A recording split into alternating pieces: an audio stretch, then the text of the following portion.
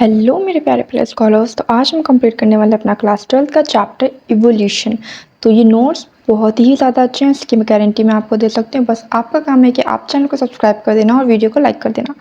तो हम सबसे पहले पढ़ेंगे कि इवोल्यूशनरी बायोलॉजी क्या होती है। देखो, जहाँ पर हम लाइफ फॉर्म्स की हिस्ट्री की स्टडी करते हैं, यानी कि जैसे हम लोग हैं, एनिमल्स है, ये सारे हमारे लाइफ फॉर्म्स हैं। तो इनकी हिस्ट्री की जो स्टडी करते हैं उसे बोलते हैं इवोल्यूशनरी बायोलॉजी।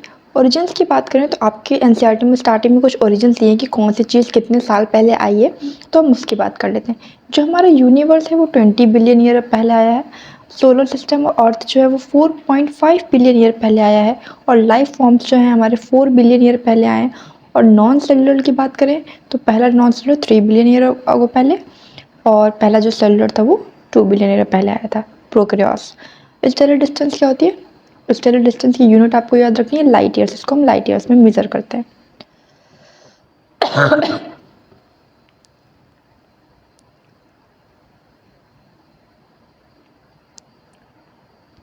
यूनिवर्स की बात करें तो यूनिवर्स एक वास्ट एक्सपैंडेड रीजन है जिसकी जो वॉल्यूम इनफाइनाइट है, यानी कि उसका वॉल्यूम बहुत है, वो बहुत बड़ा है, जिसमें मिलियंस ऑफ गैलेक्सीज है, बहुत सारी गैलेक्सीज प्रेजेंट है। और जो यूनिवर्स का ओरिजिन है वो कौन सी थ्योरी ने एक्सप्लेन किया था? Big bang theory. Big bang theory क्या कहती है कि जो यूनिवर्स है वो 20 बिलियन ईयर पहले आया, यानी कि इतना साल पुराना है। इनके हिसाब से यूनिवर्स कैसे बना वो देख लेते हैं। इनके हिसाब से एक सिंगल यानी कि एक ह्यूज एक्सप्लोजन हुआ जिसकी वजह से यूनिवर्स एक्सपैंड हुआ। उसमें दो गैस रिलीज हुई, हाइड्रोजन और हीलियम गैस रिलीज हुई। और गैसेस जो है आपस में कंडेंस यानी कि एक साथ उनके मॉलिक्यूल्स आने लगे। किसकी वजह से? ग्रेविटेशनल फोर्स की वजह से। इसके बाद मिल्की वे गैलेक्सीज का फॉर्मेशन हुआ और वैसे ही अर्थ का भी फॉर्मेशन हो गया। एटमॉस्फेयर की ओरिजिन की बात करते हैं तो जो अर्ली अर्थ यानी कि बहुत पहले अर्थ में कैसी कंडीशंस थी? रिड्यूसिंग एटमॉस्फेयर, यानी कि जो O2 था वो हमारा अपसेंट था। टेम्परेचर बहुत ज़्यादा हाई हुआ करता था, वॉल्केनिक इरप्शन था, और ओजोन लेयर हमारी थी ही नहीं। तो जैसे अब ये सन है, ठीक है, ओजोन लेयर प्रेजेंट नहीं है। तो जो हमारे H2 के वेपर होते थे, जिसमें से जो H2 के लाइटर मॉलिक्यूल्स हुए वो सारे एस्केप कर गए, यानी कि निकल गए। और एक O2 ने दूसरे O2 के साथ कंबाइन करके क्या बना लिया? O3 बना लिया, यानी कि ओजोन की लेयर बना ली। अब यहाँ से आपका इम्पॉर्टेंट पार्ट शुरू होता है कि थ्योरीज कौन कौन सी थी। कि लाइफ में लाइफ ओरिजिन ऑफ लाइफ के बेसिस पे बहुत सारी थ्योरीज दी गई। तो ये थ्योरीज आपको याद रखनी है। पहली थ्योरी है हमारी थ्योरी ऑफ स्पेशल क्रिएशन। ये किसने दी? फादर सॉरेज ने ये थ्योरी दी थी। इन्होंने बताया कि जो लाइफ है हमारी वो गॉड ने बनाई है, या फिर कह सकते हैं सुपर नेचुरल पावर ने बनाई है। इन्होंने 3 कंडीशंस यानी कि 3 बातें कही थी कि जब से अर्थ बनी है हमारी तब से अर्थ में कोई भी चेंज ही नहीं हुआ, यानी कि कोई इवोल्यूशन हुआ ही नहीं है। डाइवर्सिटी जो है अर्थ पे हमेशा से सेम थी, यानी कि कोई भी चीज़ें चेंज नहीं हुई और हमेशा सेम ही रहेंगी। अर्थ जो है हमारी वो 4000 साल पुरानी। इन्होंने फादर सॉरेज ने क्या बोला कि जो अर्थ है हमारी सिर्फ और सिर्फ 4000 साल ही पुरानी है। फिर दूसरी थ्योरी आती है थ्योरी ऑफ पांसपर्मिया, जिसको हम कॉस्मिक थ्योरी भी बोलते हैं। इन्होंने बताया कि जो लाइफ है वो आउटर स्पेस से आई है। ये थ्योरी किसने दी थी? अर्ली जो साइंटिस्ट वगैरह, एस्ट्रोनॉट्स वगैरह थे, उन्होंने दी थी।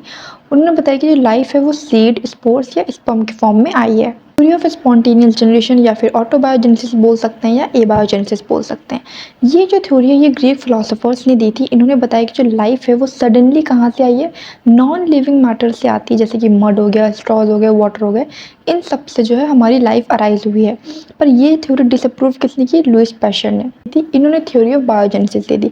इन्होंने बताया कि जो लाइफ है वो प्री एग्जिस्टिंग लाइफ रहती है, यानी कि पहले से जो लाइफ एग्जिस्ट कर रही है उसी से आगे चल के नई लाइफ जो है हमारी बनती है, ऐसा इन्होंने बोला। किसने किसने ये थ्योरी दी थी? Louis Pasteur, Francesco Redi and Spallanzani ने दिया। अब इन्होंने उसको प्रूव कैसे किया? इन्होंने एक स्वान नेक एक्सपेरिमेंट किया। उन्होंने क्या किया? एक एस शेप या कह सकते हैं जो स्वान नेक शेप का एक फ्लास्क लिया जिसमें उन्होंने ब्रोथ डाला। ब्रोथ में क्या था? ईस्ट का सॉल्यूशन और शुगर थी, और उसमें से हीट करके उसमें से ईस्ट को जो है मार दिया। तो उन्होंने देखा कि जिसमें एयर का एक्सपोजर नहीं था, यानी कि जिसमें आगे उन्होंने बंद रखा कैप, उसमें कोई भी ईस्ट की ग्रोथ वगैरह नहीं हुई, माइक्रोब्स नहीं आए, फ्लाइज नहीं आई। पर जिसमें एयर का एक्सपोजर था उसमें माइक्रोब्स आ गई, फ्लाइज आ गई। यानी कि उन्होंने बताया कि यानी कि लाइफ जो है कहीं ना कहीं नेचर में पहले से ही एग्जिस्ट कर रही है। उसके बाद हमारी मॉडर्न थ्योरी आती है जिसको हम थ्योरी ऑफ केमिकल इवोल्यूशन भी बोलते हैं। ओपरिन और हाल्डेन ने दी थी। याद कैसे रखोगे? हीरो जो ओपरिन है वो रशिया से हैं और जो हाल्डेन है वो इंग्लैंड से हैं, ऐसे याद रखना। अच्छा, इन्होंने बोला क्या था? इन्होंने बोला कि जो हमारी लाइफ है वो प्री एग्जिस्टिंग लाइफ से तो आई है, पर pre existing non organic molecule से आई है।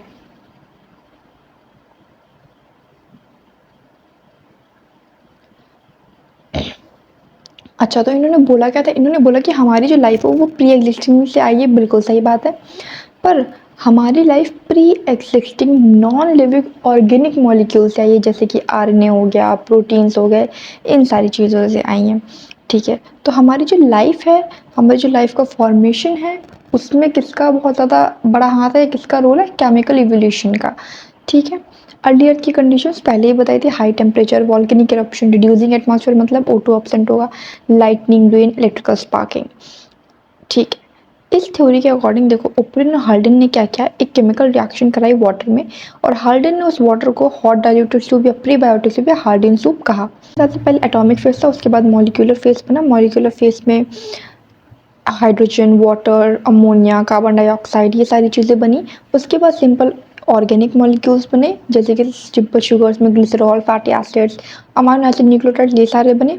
फिर कॉम्प्लेक्स ऑर्गेनिक मॉलिक्यूल्स बने, जिसमें polysaccharide, protein, lipids, nucleic acids बने। और उसके बाद लाइफ फॉर्म आई, यानी कि पहली ए सेलुलर लाइफ आई 3 बिलियन ईयर को पहले। 1953 में एस एल मिलर ने एक एक्सपेरिमेंट किया। उन्होंने ऑब्जर्व किया कि 18 दिन बाद वाटर में रखे हुए वाटर में कुछ ऑर्गेनिक कंपाउंड आ गए हैं, जैसे कि glycine, adenine, aspartic acid, sugars, fats, nucleic acid, pigments, ये सारी चीज़ें आ गई। अब इनके एक्सपेरिमेंट का डायग्राम आपके एनसीईआरटी में बना है। इसमें से 3 चीज़ें मेन है। आपसे टेम्परेचर पूछते हैं जो कि 800 डिग्री सेल्सियस है, इलेक्ट्रिकल स्पार्क पूछेंगे जो कि 75,000 वोल्ट है, गैसेस कौन कौन से रिलीज हुई थी, most important methane, ammonia, water and hydrogen. तो ये 4 गैसेस आपको याद होनी चाहिए कि मिलर एक्सपेरिमेंट में कौन सी 4 गैसेस रिलीज हुई थी। कि क्या प्रूफ है, एविडेंस का मतलब होता है प्रूफ। तो क्या प्रूफ है कि इवोल्यूशन एग्जिस्ट करता है? तो पहले हम पैलेंटोलॉजिकल यानी कि फॉसिल से जो एविडेंस आए थे हमारे पास, उनसे पूछेंगे। पैलेंटोलॉजी क्या होता है? स्टडी ऑफ जहाँ पे जिस भी वर्ड के एंड में लॉजी लग जाता है, उसका मतलब होता है किसी चीज़ की स्टडी की बात करें। तो यहाँ पे हम पैलेंटोलॉजी यानी कि स्टडी ऑफ फॉसिल्स की बात कर रहे हैं। फॉसिल्स क्या होते हैं? रॉक्स में जो हार्ड पार्ट्स ऑफ लाइफ रह जाते हैं, उन्हें हम बोलते हैं फॉसिल्स। फॉसिल्स हमारे सेडिमेंट्स यानी कि लेयर्स फॉर्म करते हैं और cross section of earth crust form करते हैं। अब हमारे डिफरेंट एज रॉक्स सेडिमेंट्स जो होते हैं, उनके पास डिफरेंट डिफरेंट लाइफ फॉर्म्स के फॉसिल्स होते हैं, यानी कि जैसे कि बहुत पुराना अगर कोई रॉक है तो उसमें किसी और के फॉसिल पाए जाएंगे, फिर कोई और है तो उसमें किसी और के फॉसिल्स पाए जाएंगे। आर्कियोप्टेरिक्स पढ़ेंगे। देखो, आर्कियोप्टेरिक्स एक ऑर्गेनिज्म का नाम है जो रेप्टाइल और बर्ड के बीच में मिसिंग या कनेक्टिंग लिंक बोला जाता है, इसीलिए इसे हम अलग से पढ़ते हैं। देखो, इसमें क्या होता है, रेप्टिलियन कैरेक्टर, एवियन यानी कि बर्ड का कैरेक्टर, दोनों ही पाए जाते हैं। जैसे कि रेप्टिलियन में jaws with teeth, tail, weak sternum, non pneumatic bones, ये सारी चीज़ें भी पाई जा रही हैं। और beak, wing feathers, fore limb जो है विंग्स में मॉडिफाई हो जाते हैं, हैंड लिम्स जो इवन बिल्ड में मॉडिफाइड हो जाते हैं। तो ये सारे बर्ड के कैरेक्टर्स भी पाए जाते हैं, इसीलिए इसे बोला जाता है मिसिंग या connecting link between reptiles and birds. बात करें तो इवोल्यूशनरी हिस्ट्री ऑफ वर्टिब्रेट्स। देखो, वर्टिब्रेट्स में क्या था, पहले अर्ली रेप्टाइल्स थे हमारे, उसमें 2 चीज़ें आती थी, सॉरप्सिड्स और साइनोप्सिड्स। सॉरप्सिड्स में जो रेप्टाइल और लिजार्ड लाइक ऑर्गेनिज्म होते थे वो आते थे। कौन कौन से? Turtles, tortoises, lizards, snakes and thecodont. Thecodont के अंदर 3 आते हैं, बर्ड्स, क्रोकोडाइल और डायनासोर, जिसमें कि डायनासोर्स जो है हमारे एक्सटिंक्ट हो चुके हैं, और थीकोडॉन में सिर्फ 2 बचे हैं जो कि हैं बर्ड्स और क्रोकोडाइल। साइनोप्सिड्स की बात करूँ तो वहाँ पे मैमल लाइक आते हैं। पहला था पेलिकोसॉरस जो कि एक्सटिंक्ट है, थेरोप्सिड्स वो भी एक्सटिंक्ट है, मैमल्स जो आज हमारे अर्थ में प्रेजेंट है। इन प्लांट्स की देखो, पहले सबसे आया क्लोरोफाइटी, क्लोरोफाइटी में फिर ब्रायोफाइटी, ट्राइक्योफाइटी। अब ट्राइक्योफाइटी के अंदर आया जूस्टेरोफिलम और लीनिया टाइप। ठीक है, और जूस्टेरोफिलम के अंदर आया आर्बोरेसेंट लाइकोपॉड्स एंड हर्बेशियस लाइकोपॉड्स। आप चाहो तो इसे याद कर सकते हो, पर आपको ऊपर रफली रफली तो पता ही हो। लीनिया टाइप में आता है सिलोफाइटन। सिलोफाइटन के अंदर निटिल्स, स्फिनोप्सिड्स, फर्न्स, गिंकोस, कॉनिफर्स, ये सारी चीज़ें आती हैं। स्फिनोप्सिड्स हॉर्स टेल को बोलते हैं। आपको लग रहा होगा नहीं याद होगा, नहीं याद होगा, जब मैंने इस चैप्टर को पढ़ा था मैंने भी इसको याद नहीं किया था, पर इतनी बार पढ़ने से वो खुद ही मुझे याद हो गया था। अब जूलॉजिकल टाइम स्केल की बात करते हैं तो ये क्या करता है, लाइफ की हिस्ट्री की क्रोनोलॉजिकल सीक्वेंस को शो करता है। देखो, अर्थ के फॉर्मेशन के बाद पहले जूलॉजिकल ईयर आया, फिर पीरियड्स आए और फिर इपोक आया। इपोक ये आपको जैसे कि 2000 मिलियन ईयर अगो पहले क्या आया, पहली सेलुलर लाइफ आई थी 2000 मिलियन ईयर मतलब 2 बिलियन ईयर। ठीक है, उसके बाद 500 मिलियन ईयर पहले क्या है, इनवर्टिब्रेट्स फॉर्म्ड हुए। 350 मिलियन ईयर पहले क्या हुआ, जॉलेस फिशेस मिली, फिश विद स्टाउट और स्ट्रॉन्ग फिन्स। और ये कौन सी फिश थी, जो लैंड से वाटर में जाती थी और वाटर से वापस से लैंड में आ जाती थी, यानी कि दोनों में वर्क करती। यहाँ पे हम सीलोकैंथ यानी कि लो फिन जिसे बोलते हैं, एक फ़िश है जिसके बारे में हम बात कर रहे हैं। ये क्या है, इसको हम पहले एम्फीबियंस में इवॉल्व हुई थी, यानी कि पानी में तो रहती थी, ये ज़मीन पे भी रह सकती थी, इसीलिए हम इसे बोलते हैं ये पहले एम्फीबियन में इवॉल्व हुई थी। इसके जो एंसेस्टर्स हैं वो कौन है, जो आजकल के फ्रॉग और सैलमेंडर्स हैं वो इसके एंसेस्टर्स बोले जाते हैं। लैंड और वाटर दोनों में रह सकती थी। 1938 में साउथ अफ्रीका में पाई गई थी। 320 मिलियन ईयर पहले क्या हुआ, सी वीड्स और स्मॉल प्लांट्स जो हैं, टू 200 मिलियन ईयर पहले क्या हुआ, कुछ लैंड रेप्टाइल्स जो हैं वापस से वाटर में चले गए, जैसे कि इक्थियोसॉरस जो कि फिश लाइक रेप्टाइल्स में इवॉल्व हो गए।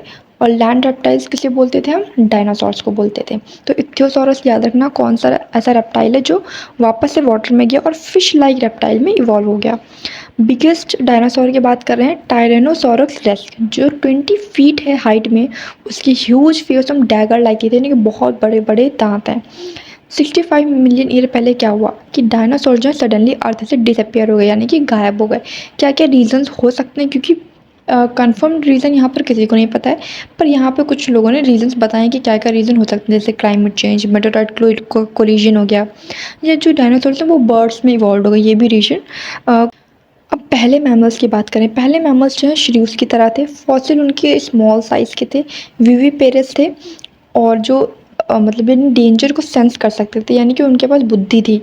When reptiles came down mammals took over the earth, यानी कि जब रेप्टाइल्स की जनसंख्या थोड़ी थोड़ी कम होती चली गई तो मैमल्स ने अर्थ पर कब्जा कर लिया, यानी कि अब मैमल्स की जो काउंटिंग है, जो जनसंख्या है वो बहुत ज़्यादा हो गई। मैमल्स किसको रिसेंबल करते हैं, हॉर्स को, हिपोपोटामस, बियर, रैबिट्स, इन सबको जो है रिसेंबल करते हैं। एम्ब्रियोलॉजिकल एविडेंस, देखो एम्ब्रियोलॉजिकल एविडेंस जो है एंस हैकल ने दिया था, याद रखना ए से एम्ब्रियोलॉजिकल और ई से ही एंस हैकल ने दिया, ठीक है।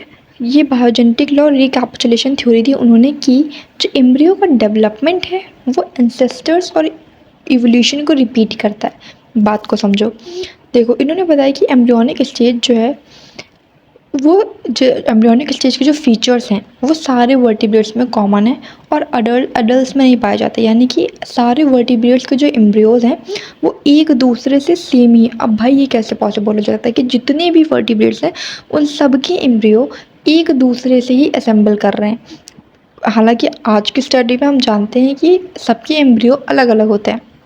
एंस्ट हैकल ने दिया और कार्ल एंस्ट वन बेयर ने इसे डिसअप्रूव भी कर दिया।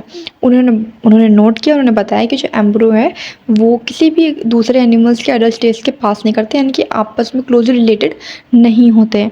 अब मोस्ट इम्पॉर्टेंट टॉपिक है ये मॉर्फोलॉजिकल और एनाटॉमिकल एविडेंस, इससे 2 क्वेश्चंस आपको बोर्ड में मिलने वाले हैं। तो जो मॉर्फोलॉजिकल और एनाटॉमिकल एविडेंस होते हैं, इसमें पहले हम बात करते हैं होमोलॉजी की। होमोलॉजी का मतलब है जिनके एंसेस्टर्स कॉमन होंगे, या मान लो यहाँ पे एंसेस्टर्स कॉमन है और ये एनिमल्स यहाँ पर रह रहे हैं, पर यहाँ पर इनकी ना नीड्स पूरी नहीं हो पा रही हैं, तो ये अलग अलग जगह चले जाते हैं अपनी नीड्स को पूरी करने, ठीक है। यानी कि ये क्या हो जाते हैं, डाइवर्ज हो जाते हैं।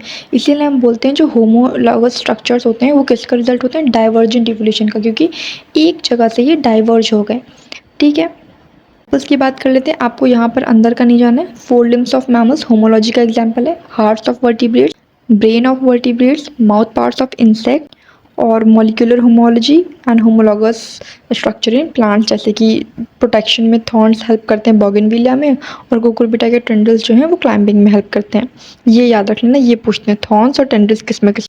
होमोलॉजी पढ़ा, अब एनालॉजी देखते हैं। एनालॉजी जस्ट उसका उल्टा, कि अलग अलग जगह मान लो एनिमल्स रह रहे हैं, ये मान लो एनिमल्स रह रहे हैं, ठीक। अब इन्होंने नोटिस किया इनकी जो नीड्स हैं वो आपस में कॉमन है, यानी कि खाने पीना, ये सारी रहने की व्यवस्था जो है लगभग आपस में ही सेम है। तो ये क्या करते हैं, ये वापस आके एक जगह जुट हो जाते हैं। यहाँ पर मान लो सारे एनिमल्स एक साथ आ गए, तो ये क्या हो गया, कन्वर्ज हो गए, यानी कि एनालॉजी किसका रिजल्ट हुआ, कन्वर्जेंट इवोल्यूशन का एग्जाम्पल हुआ। कॉमन एंसेस्ट्री होती है, यानी कि इसमें देखो होमोलॉजी हमने क्या देखा, कॉमन एंसेस्टर्स थे, तो इसका उल्टा एनालॉजी में क्या हो जाएगा कि डिफरेंट एंसेस्ट्री होती है, अलग अलग एंसेस्टर्स के लोग एक ही जगह आके जुट हो गए due to same needs. Analogy के भी एग्जांपल्स, विंग्स ऑफ बटरफ्लाई और birds, flippers of penguin and whale dolphin, eyes of octopus and man, दोनों का काम सेम ही है, जो स्वीट पोटैटो एंड पोटैटो। ठीक है। अब वेस्टिजियल ऑर्गन्स हैं, एविडेंस लिखो। जो ऑर्गन्स इन्होंने बताया कि ऑर्गन्स जो है एंसेस्टर्स ने यूज़ किए, पर वो आज के ज़माने में नॉन फंक्शनल हो गए, यानी कि वेस्टिजियल हो गए इवोल्यूशन के चलते। जैसे कि nictitating membrane of eye, coccyx tailbone, thin hairs of body, vermiform appendix, nipples in males, इनका यूज़ नहीं किया गया, इसलिए आज के ज़माने में ये डिसअपियर हो चुके हैं, ऐसा इनका कहना है।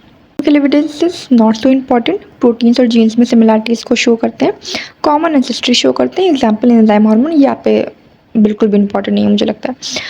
अडेप्टिव रेडिएशन क्या होता है, देखो। Evolution of different species in a given geographical area radiating from different geographical area और हैबिटेट, यानी कि डिफरेंट स्पीशीज़ का इवोल्यूशन एक जोग्राफिकल एरिया में जो अलग अलग जोग्राफिकल एरिया से आए हुए हैं, यानी कि सिमिलर टू कन्वर्जेंट इवोल्यूशन, और इसमें ऐसे ही सेम डाइवर्जेंट इवोल्यूशन भी होता है। अब हम बात कर लेते हैं प्लेसेंटल मैमल्स और ऑस्ट्रेलियन मार्सुपियल्स। देखो, प्लेसेंटल मैमल्स आपस, अगर आपसे पूछा जाए मोल और माउस में कौन सा इवोल्यूशन है, तो डाइवर्जेंट इवोल्यूशन। पर अगर मोल और मार्सुपियल मोल में पूछा जाए तो कन्वर्जेंट इवोल्यूशन। ऐसे एंटीएटर और नोमैड में पूछा जाए तो कन्वर्जेंट इवोल्यूशन। ये देखो यहाँ पे लिखा है। और ये अगर आपस में इनका इनका पूछा जाए या इनका इनका पूछा जाए तो ये डाइवर्जेंट इवोल्यूशन शो करते हैं, ठीक है। मोल का Australia marsupial, marsupial mole, mouse marsupial mouse, जिसको बंदीकोट भी बोलते हैं। एंटीएटर नोमैड या banded anteater, lemur cuscus, flying squirrel को हम फैलेंजर या sugar glider, wolf Tasmanian wolf, bobcat Tasmanian tiger cat, बाकी रैबिट बियर और कोआला वोम्बैट, ये अलग अलग ऑर्गेनिजम्स के नेम है। करते हैं ऑर्गेनिक इवोल्यूशन की थ्योरी की। देखो, एक थ्योरी है लेमार्किश है, जिसको हम बोलते हैं theory of inheritance of acquired character, या बोलते हैं theory of use and disuse of organ. ये दी किसने थी? जीन बैप्टिस्ट डे लेमार्क ने दी। इन्होंने बताया कि जो ऑर्गेनिज्म है जो अपनी लाइफ के दौरान, यानी कि अपने जीवन के दौरान कुछ चीज़ें अडाप्ट करते हैं, वो आगे चल के आगे जनरेशन्स में पास ऑन होती हैं स्पीडी। जैसे कि जिराफ है, उनका कहना है कि जिराफ की जो गर्दन है इतनी लंबी इसलिए है आज, क्योंकि पहले के ज़माने में क्या होता था, जो जिराफ होते थे ऊपर के पत्ते खाने के लिए अपनी नेक को स्ट्रेच करते थे, और स्ट्रेच करते करते ये सारे जिराफ में आगे पास ऑन होती गई, और इसीलिए आज सारे जिराफ की जो नेक होती है वो इतनी लंबी होती है। वैसे उन्होंने बताया कि एक्वाटिक बर्ड्स जो होते हैं वेब्ड फीट डेवलप कर लेती हैं, यानी कि वो जो एक्वाटिक बर्ड्स हैं, पानी में रहने वाली बर्ड्स हैं, वो तैरने के लिए अपने पैरों को ऐसे ऐसे फैलाने लगी, और इसीलिए धीरे धीरे सारे बर्ड्स में ये वेब्ड हो गई, यानी कि सारे बर्ड्स में पास ऑन हो गई। फिर जैसे कि जो स्नेक्स वगैरह हैं, उनके पास पहले लेग्स हुआ करते थे, पर क्योंकि वो क्रॉल करके चलते हैं, रेंग के चलते हैं, तो उसकी वजह से उनके जो आज लेग्स हैं वो लॉस्ट हो गए, यानी कि अब उनके पास लेग्स नहीं है। अब ये जो लेमार्क थ्योरी थी, ये किसने डिस्प्रूव की? अगस्त विस्मैन ने एक एक्सपेरिमेंट किया, जिसकी वजह से उन्होंने बताया कि नहीं, ऐसा कुछ भी नहीं है कि जो ऑर्गेनिज्म अपने लाइफ टाइम में कोई भी ट्रेट अगर एक्वायर कर रहे हैं तो वो आगे नेक्स्ट जनरेशन में पास ऑन नहीं होता। उन्होंने क्या किया, एक मेल माइस लिया, एक फीमेल माइस लिया, दोनों की टेल को कट कर दिया। अब जब उनको ब्रीड कराया, यानी कि इंटरकोर्स कराया, तो उनका जो माइस निकला, यानी कि जो चूहा निकला, उसकी पूँछ पूरी की पूरी थी। भाई अगर ऐसा होता तो दोनों की पूँछ तो कट थी, तो इसकी पूँछ भी आधी निकलनी चाहिए, पर इसकी पूँछ पूरी निकली। तो 22 जनरेशन तक उन्होंने ये एक्सपेरिमेंट किया। फिर उन्होंने ऑब्जर्व किया कि कोई भी माइस बिना भी टेल के नहीं था। उसके बाद आता है डार्विनिज्म, यानी कि जो नेचुरल सिलेक्शन की थ्योरी है, ये सबसे इंपॉर्टेंट कॉन्सेप्ट है आपके इस चैप्टर का, बहुत क्वेश्चंस आते हैं इससे। डार्विन अपने स्टीव वॉयज के दौरान उनके शिप का नाम पूछा जाता है, जो कि था एचएमएस बीगल, गैलापागोस आइसलैंड में गए थे, जो कि साउथ अमेरिका में है। 22 आइसलैंड का ग्रुप है। उन्होंने क्या ऑब्जर्व किया कि वहाँ पे जो डार्विन फिंचेस, वहाँ पे जो छोटी छोटी बर्ड्स थी, उनका नाम उन्होंने डार्विन फिंचेस बोला। तो डार्विन फिंचेस की डाइवर्सिटी देखी कि बहुत सारी तरह की वहाँ पे बर्ड्स प्रेजेंट है। तो उन्होंने बोला कि वो इतनी सारी तरह की बर्ड हैं, फिर भी वो एक अमेरिकन आइलैंड में रह रही हैं। मतलब पहले वो ओरिजिनल सीड ईटिंग थी, यानी कि बीज खाती थी, पर क्योंकि डिफरेंट इन्वायरमेंट की वजह से वो डिफरेंट शेप्स ऑफ बीक्स आ चुकी हैं उनके पास, यानी कुछ इंसेक्टिवोरस बन गई हैं, कुछ वेजिटेरियन बन गई हैं, यानी कि उन्होंने अपने नीड के हिसाब से अपने आप को इवॉल्व कर लिया है। अल्फ्रेड वॉलेस हमारे दूसरे साइंटिस्ट हैं, जिन्होंने मेले आर्किपेलागो में वर्क किया था। सिमिलर कंक्लूजन पे वो भी आए थे सेम टाइम पे ही। डार्विन थ्योरी का कंक्लूजन क्या निकला कि जितनी भी एग्जिस्टिंग, यानी कि जितनी भी लाइफ फॉर्म्स हैं हमारी, वो सिमिलरिटी शेयर करते हैं किससे? अपने एंसेस्टर्स से। डार्विन 3 लोगों के काम से बहुत ज़्यादा इन्फ्लुएंस थे, थॉमस मैथल्स, चार्ल्स यल और अल्फ्रेड वॉलेस। इन तीनों के काम से डार्विन जो थे हमारे बहुत ज़्यादा इन्फ्लुएंस थे। Hardy Weinberg principle. देखो, हार्डी वीमर प्रिंसिपल हमारा कहता है कि जो पॉपुलेशन है वो जेनेटिक इक्विलिब्रियम में रहती है अगर उसमें कोई भी इवोल्यूशनरी चेंज ना आए। तो जेनेटिक इक्विलिब्रियम क्या होता है? Frequency of occurrence of alleles, यानी कि जो अलील्स की अकरेंस की फ्रीक्वेंसी है उसे हम जेनेटिक इक्विलिब्रियम। फिलहाल आपको अगर हार्डी वीमर प्रिंसिपल पूछा जाता है तो आप ये डेफिनेशन लिख देंगे। और देखो एलिलिक फ्रिक्वेंसी जो है पॉपुलेशन में वो स्टेबल होती है और कांस्टेंट होती है generation to generation. Gene pool भी कांस्टेंट रहता है जिसे हम जेनेटिक इक्विलिब्रियम बोलते हैं। टोटल एलिलिक फ्रिक्वेंसी का सम पूछा जाए तो वो 1 होता है। कोई भी डिस्टर्बेंस अगर हो जाती है जेनेटिक इक्विलिब्रियम में तो उसकी वजह से एलील फ्रिक्वेंसी में चेंज होता है जिसकी वजह से इवोल्यूशन होता है। इसकी इक्वेशन क्या है, p² + 2pq + q² = 1। Hardy-Weimar principal जब भी आया आपको तो ये इक्वेशन ज़रूर लिखना। अब वो फैक्टर्स की बात करते हैं जो हार्डी-वीमर को अफेक्ट करते हैं। MDMRS genetic migration, genetic drift, mutation, genetic recombination and natural selection. तो ये सारी ही चीज़ें हार्डी-वीमर प्रिंसिपल को अफेक्ट। अब यहाँ पर हम नेचुरल सिलेक्शन के एग्जाम्पल की बात कर रहे हैं। देखो इंग्लैंड में 1850 के दौरान क्या हुआ, इंडस्ट्रियलाइजेशन से पहले क्या था कि जो वाइट और लाइट कलर के मॉथ थे वो उनकी पॉपुलेशन ज़्यादा थी और डार्क कलर के कम थे। क्यों? क्योंकि पहले पॉल्यूशन वगैरह कुछ था नहीं, सारी चीज़ें लाइट लाइट थी। तो जो लाइट कलर मॉथ थे वो अपने आप को ईजिली हाइड कर पाते थे और डार्क कलर ईजिली प्रीडेटर के द्वारा पिक। यानी कि इंडस्ट्रियलाइजेशन के बाद यानी जब पॉल्यूशन आ गया तो जो ट्री ट्रंक हो गए वो बहुत डार्क कलर के हो गए, है ना, सब चीज़ें डार्क डार्क हो गई। तो डार्क कलर मॉथ जो है अपने आप को ईजिली हाइड कर पाते थे, उनकी पॉपुलेशन ज़्यादा हो गई और वाइट कलर मॉथ की पॉपुलेशन कम हो गई। इससे उन्होंने क्या बताया कि ये नेचुरल सिलेक्शन यानी कि नेचर उसको सेलेक्ट करता है जो अपनी इन्वायरमेंट के अकॉर्डिंग अपने आप को अडाप्ट कर पाए, अपने आप को उसमें ढाल पाए, तो उसे ही नेचर जो है सेलेक्ट करता है। 3 मोस्ट इंपॉर्टेंट ग्राफ हैं आपके चैप्टर में जो आपको बोर्ड में पूछे जाएंगे। पहला स्टेबलाइजिंग ग्राफ है। इसमें क्या होता है, मीडियम साइज़ के जो इंडिविजुअल, मीडियम साइज़ के जो ऑर्गेनिज्म होते हैं उन्हें फेवर किया जाता है। पीक जो है हायर होती है और पतली होती जाती है। फिर डायरेक्शनल जिसे हम प्रोग्रेसिव सिलेक्शन भी बोलते हैं, इसका एग्जांपल इंडस्ट्रियल मेलेनिज्म में आपसे पूछा जाएगा। इंडस्ट्रियल मेलेनिज्म का कौन से सिलेक्शन में आता है, तो डायरेक्शनल या प्रोग्रेसिव। इसमें क्या होता है, एक तरह के फीमेल यानी एक तरह के ऑर्गेनिज्म को फेवर किया जाता है तो पीक जो होती है एक साइड शिफ्ट हो जाती है। डिस्ट्रप्टिव में क्या होता है, 2 पीक्स यानी कि दोनों को ही बराबर महत्वपूर्ण दिया जाता है, इंपॉर्टेंस बराबर मिलती है, तो इसे हम बोलते हैं डिस्ट्रप्टिव सिलेक्शन जिसमें 2 पीक्स फॉर्म होती हैं। आ गए अपने ह्यूमन इवोल्यूशन पे। देखो ह्यूमन इवोल्यूशन में सबसे पहले एंसेस्टर्स थे हमारे Dryopithecus, Ramapithecus, then Australopithecus, Homo habilis, Homo erectus, Cro Magnon man and Neanderthal man. अब एक एक करके जल्दी से सब कुछ पढ़ लेते हैं, उसके बाद हमारा चैप्टर रैप अप हो जाएगा। ड्रायोपिथिकस जो थे वो मॉडर्न एप्स और मैन के एंसेस्टर्स कहलाते हैं। एप लाइक थे, गोरिल्ला चिंपैंजी की तरह चलते थे और बहुत ज़्यादा इनकी हेयरी बॉडी थी। फिर जब रामापिथिकस है तो ये थोड़े मैन लाइक ज़्यादा होने लगे पर गोरिल्ला और चिंपैंजी की तरह ही चलते थे। मैन लाइक बोन्स के जो फॉसिल्स है वो इथियोपिया और टांजानिया में मिले थे। 3 से 4 मिलियन ईयर पहले जो है मैन लाइक प्राइमेट्स जो थे वो ईस्टर्न अफ्रीका में मिले थे जो 4 फीट से ज़्यादा नहीं थे। ऑस्ट्रेलोपिथेकस की बात करें तो ये 2 मिलियन ईयर पहले थे, ईस्ट अफ्रीका ग्रासलैंड्स में रहते थे और स्टोन वेपन से हंट करते थे और फ्रूट्स खाते थे। लेकिन होमो हैबिलिस की बात करें तो ये पहले ह्यूमन बीइंग लाइक थे। इनकी ब्रेन कैपेसिटी भी आती है जो कि 650 से 800 सीसी थी। वेजिटेरियन थे, मीट नहीं खाते थे। होमो इरेक्टस की बात करें तो इनके जो फॉसिल्स से कहाँ मिले थे, जावा 1891 में मिले थे। 1.5 मिलियन ईयर पहले के ये लोग हैं और जो इनकी ब्रेन कैपेसिटी थी वो ज़्यादा हो गई थी जो कि 900 सीसी है, पर ये मीट खाते थे। निएंडरथल्स आए हमारे जो ईस्ट और सेंट्रल एशिया के पास रहते थे।